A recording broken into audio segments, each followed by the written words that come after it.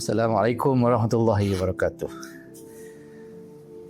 Alhamdulillah wassalatu wassalam ala Rasulillah wa ala alihi wa sahbihi wa man tabi'ahu wa wala. Fa amma ba'd. Hadirin yang dirahmati Allah Subhanahu wa taala. Sebelum kita meneruskan sesi kuliah ataupun tazkirah kita pada hari ini, izinkan saya untuk mengajak tuan-tuan dan puan-puan sekalian untuk berhenti seketika. Mari sama-sama kita menarik nafas, kita hembuskan, tarik, hembus, tarik, hembus. Kita pejamkan mata sejenak dan kita bayangkan diri kita setahun yang lalu. Apa azam yang pernah kita sebut, apa niat yang pernah kita lapaskan, tetapi ianya tidak menjadi suatu amalan. Dan jika kita ada rasa sesuatu pada dada kita, sebenarnya yang itu dia bukan suatu kelemahan, tapi dia adalah suatu isyarat kesadaran bahawa itulah dia permulaan taubat dan juga perubahan yang kita nak buat dalam kehidupan kita.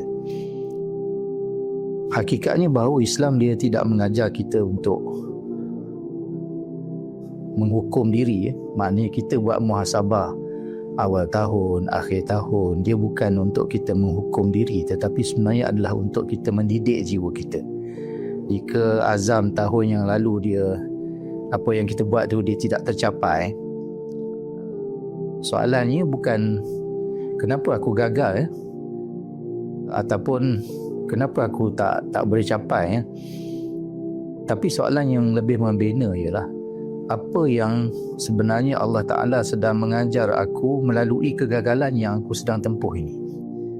Dan memang sesungguhnya kita kena faham bahawa kegagalan itu dia bukanlah penamat, tetapi dia adalah suatu feedback ataupun suatu maklum balas daripada Allah Subhanahu Wa Ta'ala.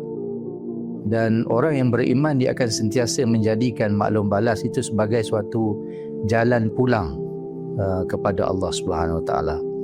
Jadi setiap awal tahun kita biasa mendengar orang bercakap tentang azam baru, kemudian semangat baru.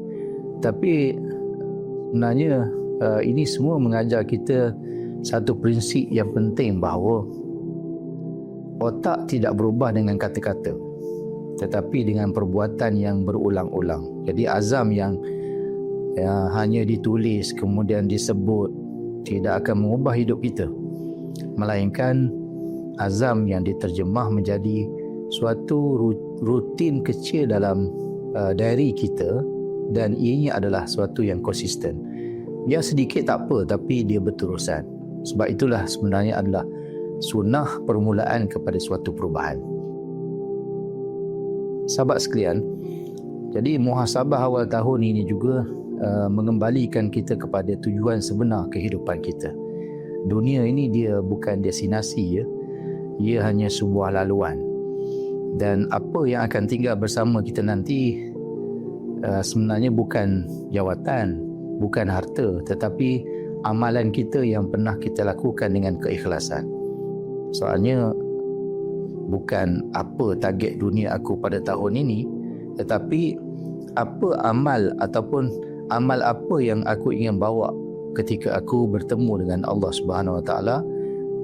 Kalau ini adalah tahun-tahun terakhir aku hidup dalam kehidupan dunia ini.